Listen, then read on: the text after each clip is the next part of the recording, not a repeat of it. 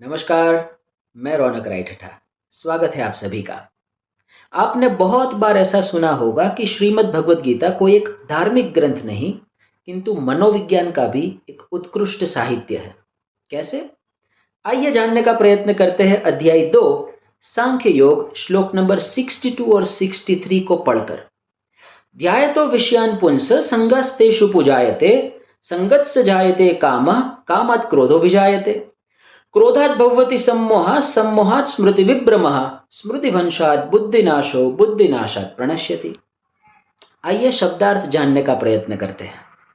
ध्यायतो विषयान् पुंस संगस्तेषु पुजायते का अर्थ है कि विषयों का सतत चिंतन करते रहने से मनुष्य को उसमें आसक्ति हो जाती है।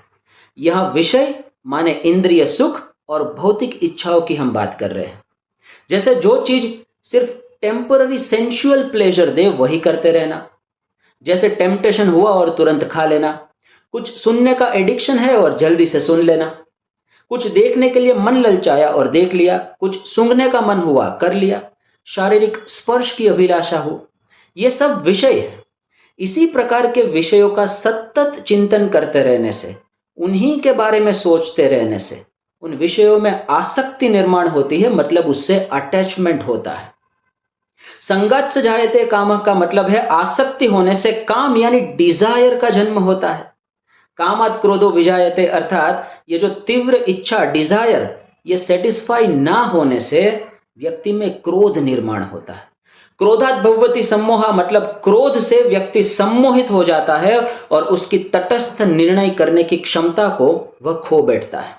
सम्मोहात् स्मृति विभ्रमः अब निर्णय करने की शक्ति खो बैठने से जो स्मृति है, जो एग्जिस्टिंग ज्ञान है, उसमें भी भ्रम पैदा होता है। स्मृतिभंशात् बुद्धिनाशो अब ये जो ज्ञान के भ्रमित होने से, उसमें शंका होने से व्यक्ति की बुद्धि का भी नाश हो जाता है। बुद्धिनाशात् प्रणश्यति का मतलब है बुद्धि का नाश होने से व्यक्ति का अंततः पतन होता है। अब सब कुछ जोड़कर देखते हैं।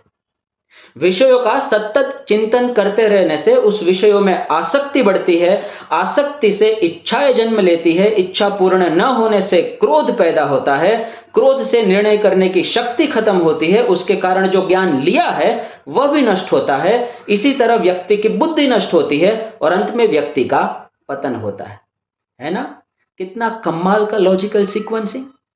इसका तात्पर्य यह नहीं कि इंद्रिय सुख यानी सेंसुअल प्लेजर बुरा है, उसे छोड़ ही देना चाहिए, नहीं, ऐसी बात नहीं है। उसमें आसक्ति होना बुरी बात बताया गया है, उसके बारे में सतत सोचना बुरा बताया गया है, उसके बिना जरा सा भी रह ना पाना बुरा है। कंपल्सिव बिहेवियर जो उत्पन्न होता है वह प्रॉब्लमैटिक है। आज का आधुनिक मनोविज्ञान भी गीता की इस बात से काफी हद तक सहमत है। ऐसे ही महान फिलोसोफर इमर्सन गीता से इतना प्रभावित नहीं होता। ऐसे ही ओपनहाइमर जैसा महान व्यक्तिमत्व वैज्ञानिक अपनी बातों में गीता का संदर्भ बार बार नहीं देता। गीता में और भी ऐसी बहुत गहन बातें हैं। मिलेंगे वापस ऐसे ही कुछ रोचक बातों के साथ। धन्यवाद।